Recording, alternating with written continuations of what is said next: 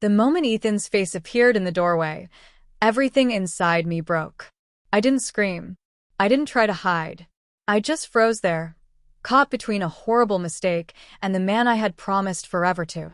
His suitcase slipped from his hand and hit the floor with a heavy thud that felt like it cracked through my chest. I started crying before I could even form words. Tom was pulling on his clothes, mumbling, stammering, anything to get himself out of the line of fire. But Ethan didn't care about him. His eyes were locked on me, shattered, confused, and trying so hard not to collapse right there. I kept saying, "I'm sorry," as if that phrase could ever undo the nightmare I had created. Ethan didn't yell. He didn't break anything. He just turned around and walked out of the room with this hollow silence that hurt so much more than rage ever could. The door closed. Then the front door. And then everything I ever believed about myself disappeared with him. I threw on clothes and followed him outside, but he was already pulling out of the driveway. Max, our dog, barked like he sensed our world falling apart. I stood there barefoot in the cold, shaking, trying to breathe and failing. For 3 days, he didn't come home. I called him, texted him, emailed him, hundreds of messages. Begging, explaining, apologizing. None of it mattered. I knew the second he looked at me that night, something inside him had died. He went to a hotel. I found out later. I also found out he blocked Tom immediately. He didn't block me, not yet, but he didn't answer either. When he finally sent one single message, it was 6 words. "I need space. Do not follow me." I should have respected it. Instead, my anxiety took over. I drove to his office. They said he wasn't coming back for the week. I called his parents. They didn't know anything. The panic became unbearable. I filed a missing person report. God, that looks so ridiculous in hindsight, the wife who cheated calling the cops because her husband disappeared. But in that moment, I wasn't thinking clearly. I wasn't thinking at all. I was terrified. A week later, they told me he had withdrawn money, boarded a bus, and was considered safe, not missing, which meant the police stepped back. And I was left alone with the crushing truth. He had left because of me. He didn't ask for a divorce immediately. He didn't ask for anything. It was silence. Complete, suffocating silence. Months passed. I tried therapy. I begged Tom to stay away from me forever. I deleted social media, changed jobs, and tried to pretend I wasn't falling apart. Then the divorce papers arrived. Not served by him, but by a lawyer. No note. No explanation. Just a clean, emotionless legal process with terms that were more than fair, almost painfully kind. He didn't fight. He didn't ask for spousal support. He just wanted out. Signing them was the hardest moment of my life. I didn't even go home afterward. I drove straight to my mother's house because I couldn't stand to look at the bed, the walls, the furniture, everything that reminded me of the life I destroyed. I moved into my old room like some broken version of my younger self. At 29, I was divorced, humiliated, and living with my mom while my ex-husband vanished into thin air. I checked hospitals, shelters, social media, old mutual friends, nothing. It became an obsession. I wasn't looking to reconcile at that point. I just needed to know he was alive. A part of me hoped he hated me. Hatred felt survivable. But the idea that he simply stopped caring, that he cut me out so completely, felt like punishment I couldn't escape. Years went by. Therapy helped, but never enough. I rebuilt my life on the outside, but inside, everything still revolved around that one night and the man who disappeared because of it. 5 years after he left, I hired a private investigator. People judge me for that, and maybe they should. But the guilt never left me. It wrapped around my life like vines, dragging me back to the moment he opened that bedroom door. I just wanted closure. Or maybe, selfishly, forgiveness. The investigator found a trail. Not a complete one. Just whispers, jobs paid in cash, small rentals, a name change. Enough to tell me he was alive. Enough to keep the hope alive that maybe one day I could tell him how deeply I regretted everything. 2 more years passed before that hope became a reality. 7 years after he walked out of our home, I found myself standing under a streetlight near his workshop in a small coastal town. My heart was pounding so hard it hurt. My legs were shaking. And when he finally stepped out of the building, I saw him, older, stronger, calmer. A version of Ethan I didn't recognize. He froze. I froze. My throat closed up, but somehow I forced myself to speak. "Please, can we talk?" He hesitated. God, that hesitation felt like a lifetime. But then he nodded. We walked to a park nearby. I followed in silence, terrified he'd change his mind. When we sat down, the air between us felt heavier than anything I'd ever carried. "I'm sorry," I said. "I know you don't owe me anything. But I needed you to know I regret everything. Every moment. Every choice. I'm so sorry." My voice kept breaking, but I pushed through because I had waited 7 years for this. He asked me why I found him now. I told him the truth. Therapy, guilt, the PI, the years of trying to make amends in ways that didn't matter. His face changed when I admitted how long I'd been searching. Shock. Discomfort. Maybe even anger. I didn't expect forgiveness. I didn't deserve it. But when he finally spoke, his voice was calm, tired but calm. He said he wasn't the same man anymore. That he built a good life without me. That the version of him who loved me died the night he saw me in that bed. Hearing that felt like someone reached inside my chest and tore something loose. But I understood. I had no right to want anything from him. So I asked for nothing. I didn't even ask him not to hate me. I just said thank you for listening and prepared to walk away from him forever. Then he said something I never expected, something that shattered me more gently than anything before. "I forgive you. Not for you, but for me." I cried. I didn't try to hide it. Forgiveness doesn't erase the past. It doesn't undo the damage. But hearing it released something inside me I'd been carrying for 7 years. Before we parted, he asked me not to contact him again. I nodded. I understood completely.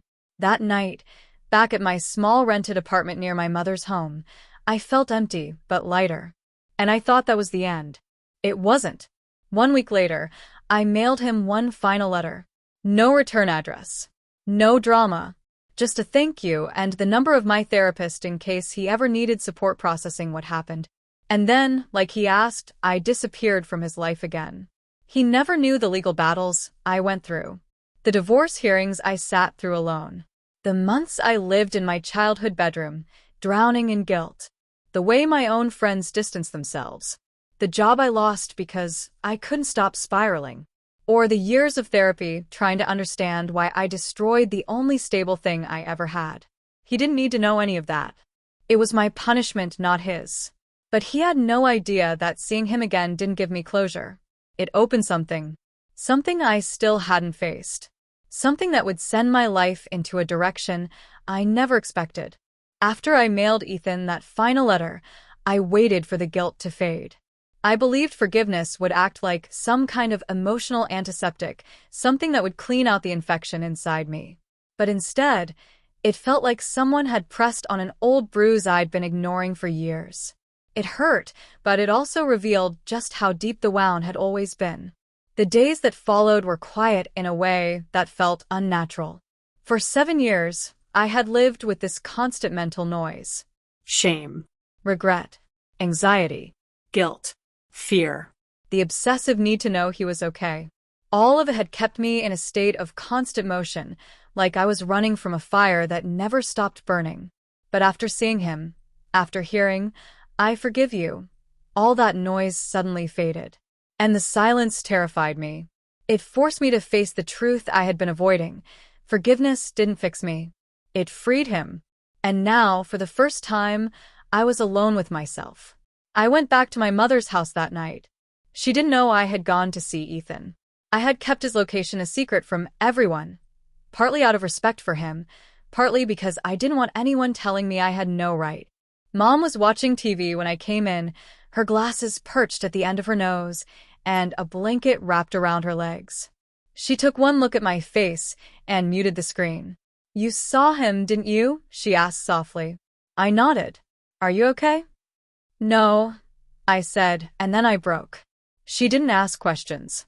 She just held me. I was almost 36 years old at that point, but in that moment, I felt like a frightened teenager again, lost, confused, and desperate for someone to tell me everything would one day make sense. But it didn't. Not yet. I stayed with my mom for another month. My apartment lease was ending, and honestly, I didn't have the strength to search for a new place. I felt suspended between two versions of myself, the woman Ethan had forgiven and the woman who still couldn't forgive herself. Therapy became the only part of my routine that made sense. I went twice a week, sometimes 3. I talked about my upbringing, the chaos, the instability, the way I had learned to confuse comfort with boredom and conflict with passion.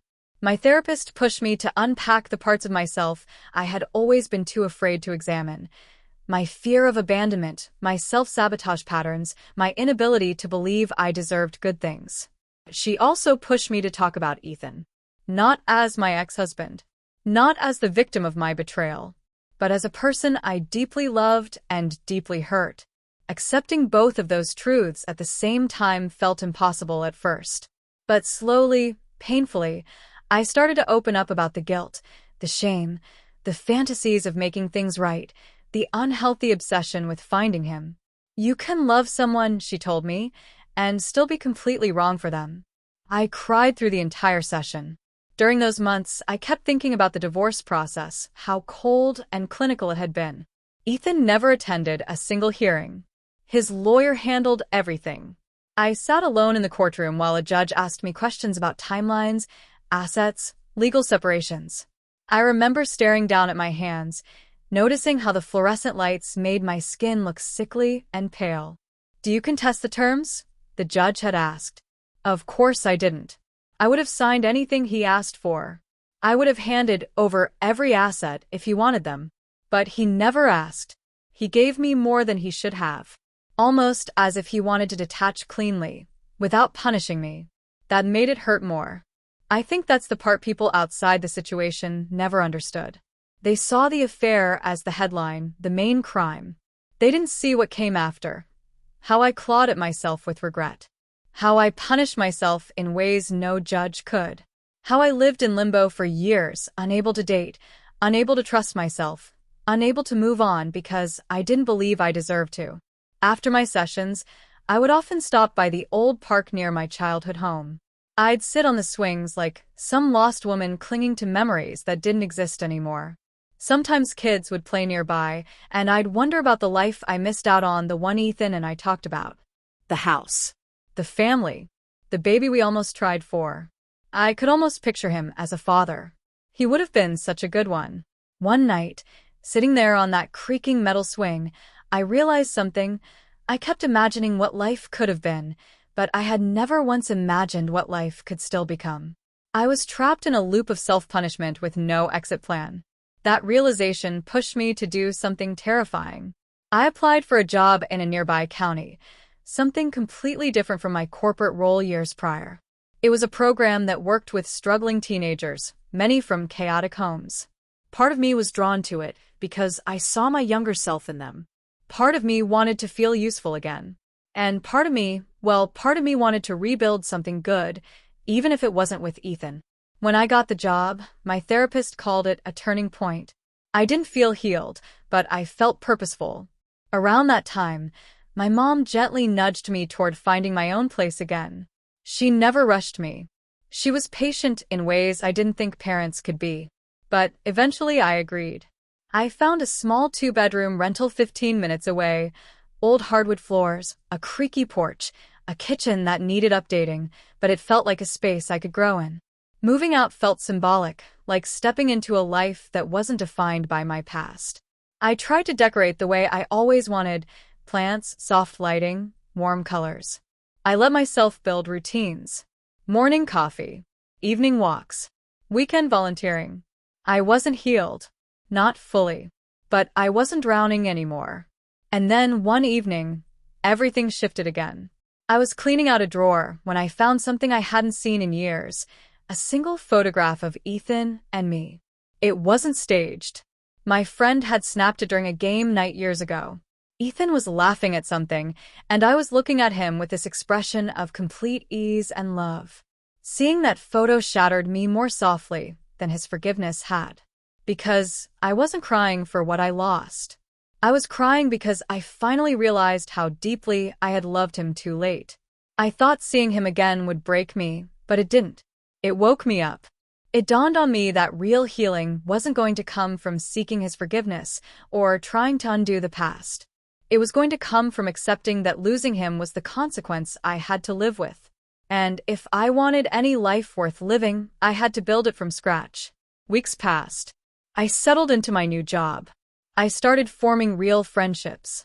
My therapist said I was finally letting myself exist in the present instead of drowning in the past. Then came the day I saw someone I never expected to run into again. I was at the grocery store, tired, hair in a messy bun, holding a basket full of vegetables, when I heard a familiar voice behind me. Sarah? I turned, and there he was. Tom. Older, thinner, exhausted, almost unrecognizable. My stomach dropped. Every instinct screamed to walk away. But I froze. He said my name again, softer this time, like he wasn't sure I was real. I didn't want this moment. I didn't want this encounter. I didn't want to be pulled backward when I was finally starting to move forward. But life doesn't care about timing. Because when he stepped closer, I saw something in his expression that made my blood run cold. He knew something. And whatever it was about Ethan. When I saw Tom standing there in the produce aisle, my first instinct was to walk away. Actually, run away. The sight of him felt like being hit with 7 years' worth of memories I had spent so much time trying to bury. But he said my name again, and something in his voice made me stop. He looked terrible. Not in the superficial sense. People age, people get stressed, but in a deeper, heavier way. Like guilt had aged him faster than time ever could. His face was drawn, eyes hollow, shoulders permanently slumped. I recognized those signs. I wore the same look for years. I didn't trust myself to speak at first. He stepped closer, hands half raised like he was approaching a wounded animal. I didn't expect to see you, he said quietly. I didn't expect to see you either.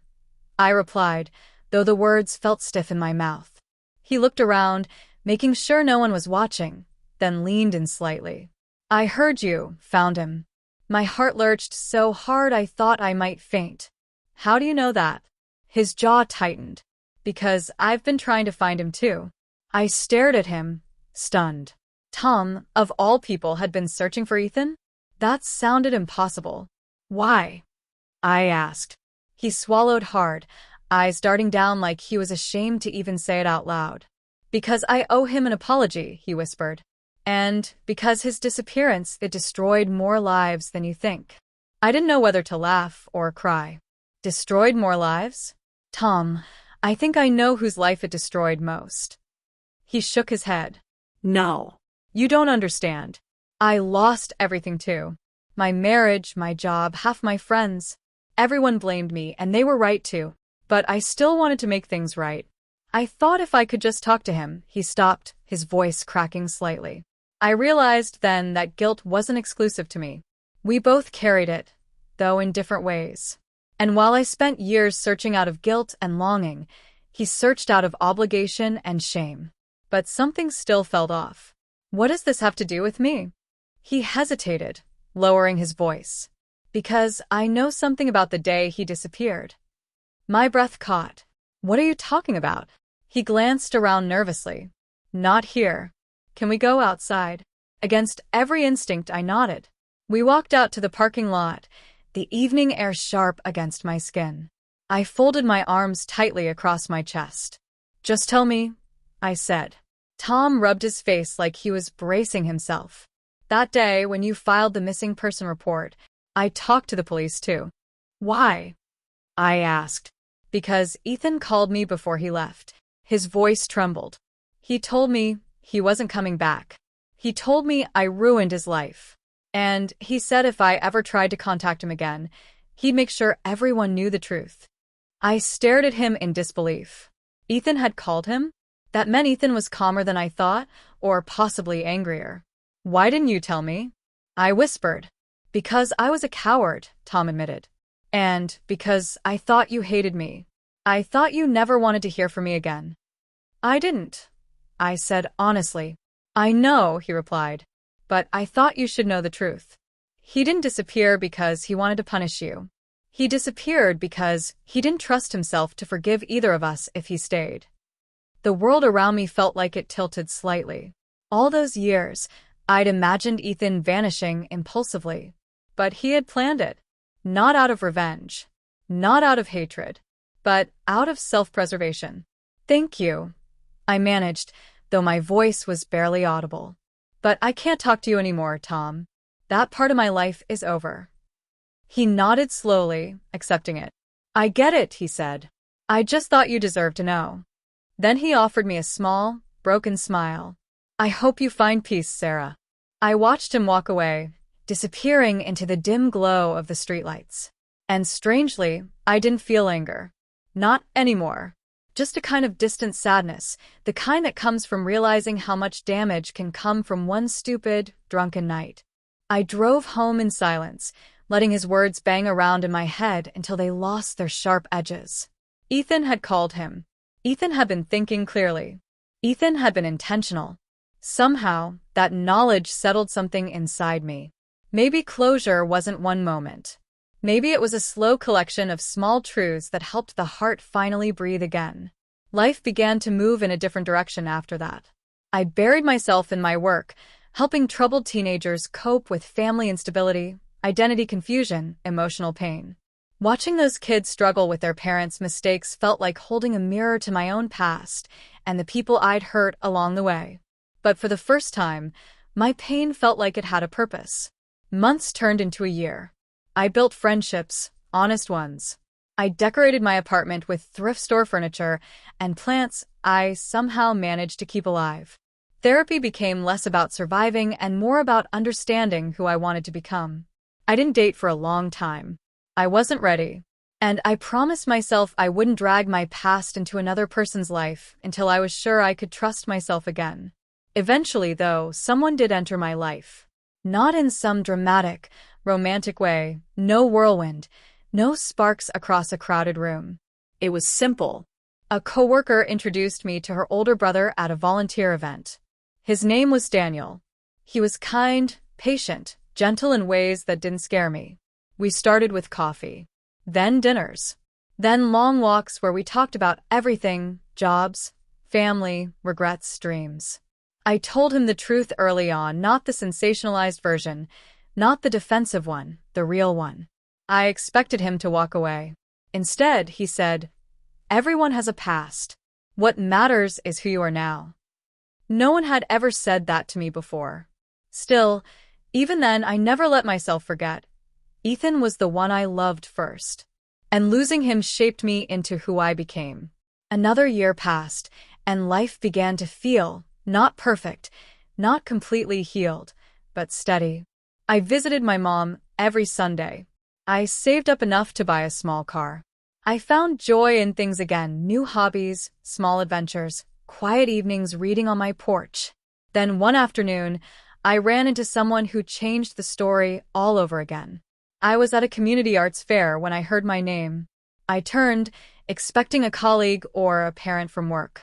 Instead, a man I barely recognized at first was walking toward me. His hair was gray at the temples. He carried himself differently, more confident, more grounded. It was Ethan's father. I froze, unsure if I should run or hug him or pretend I didn't hear. But he walked straight to me, his face softening into a gentle smile. "Sarah," he said warmly, "it's been a long time." My heart pounded. I didn't know you lived around here." "We moved a year ago," he explained. "Closer to family. Closer to everything." He didn't finish the thought, but I knew what he meant. I hesitated, unsure how much he knew about the past. But he spared me the awkwardness. "Ethan told us he saw you," he said quietly. He said it helped him more than he expected. My eyes stung. I didn't hurt him again, did I? "No," his father said, placing a gentle hand on my arm. "You gave him something he needed: closure."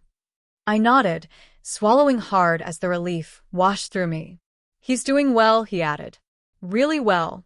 Married. Happy. Running a business he loves. Married. The words stung for a second, then softened into something else. Peace. I felt my chest loosen, the air settling comfortably inside me for the first time in years. I'm glad, I whispered. And I meant it. My ex-father-in-law smiled. He wishes you well, Sarah. He didn't say more than that, and he didn't need to. We talked a few minutes more, small things, gentle things, and then parted ways. I walked home slowly, the late afternoon sun warm against my skin. I thought I would cry, but I didn't. I just felt still. That night, sitting on my porch, I realized something I had been running from for years. Healing wasn't about getting back what you lost. It was about forgiving yourself enough to build something new. Ethan found his peace. I was finally starting to find mine. The past would always be part of me. The guilt would never vanish entirely. But it no longer controlled me. It no longer defined me. It no longer dictated who I could become. And when I thought about Ethan, it wasn't with longing or regret. It was gratitude. Because losing him forced me to become someone I never would have otherwise. For the first time in a decade, I let myself breathe in the quiet and actually like the person I was becoming. And that finally felt like freedom.